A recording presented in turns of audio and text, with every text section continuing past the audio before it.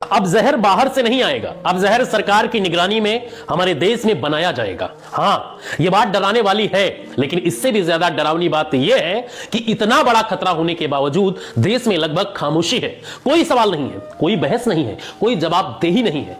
Italy में कभी मिटेनी नाम की एक केमिकल कंपनी थी। इस कंपनी ने PFAS नाम का ऐसा जहरीला रसायन बनाया जिसका इस्तेमाल नॉन स्टिक बर्तनों की कोटिंग में होता है। धीरे धीरे यह जहर इटली की मिट्टी, पानी और इंसानों के शरीर में उतर गया।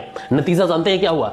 4 लाख लोगों की जिंदगी तबाह हो गई, 4000 से ज्यादा लोगों की मौत हो गई, कई बच्चों की शारीरिक ग्रोथ रुक गई, हजारों लोग कैंसर जैसी बीमारियों की चपेट में आ गए। यह केमिकल इतना खतरनाक है कि एक बार अगर यह शरीर में घुस जाए तो जिंदगी भर बाहर नहीं निकलता। यह जहर नहीं, एक स्थायी सजा है। जब सच्चाई सामने आई तो इटली की जनता सड़कों पर उतर आई, विरोध हुआ, सवाल उठे और दबाव बना। नतीजतन इटली सरकार को मजबूर होकर उस कंपनी को बंद करना पड़ा और 11 जिम्मेदार लोगों को जेल भेजना पड़ा।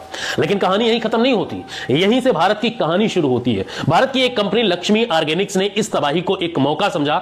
इटली में बदनाम हो चुकी उस कंपनी की मशीनें, तकनीकी और फार्मूला थोक के भाव में खरीद लिया गया और अब वही जहर महाराष्ट्र में प्लांट लगाकर भारत में बनाया जा रहा है। इसका सीधा मतलब समझिए, जो जहर इटली में इंसानों को मार चुका है, अब वही जहर भारतीयों के हिस्से में आ रहा है। सबसे खतरनाक बात जानते हैं क्या है? भारत में ऐसे केमिकल्स को लेकर या तो कोई सख्त सरकारी गाइडलाइन है ही नहीं, या फिर गाइडलाइन जानबूझकर आंखें मूंदे बैठी हैं, उन्हें अनदेखा कर दिया जाता है। सवाल उठता है कि क्या हमारे जीवन की कीमत इतनी सस्ती है?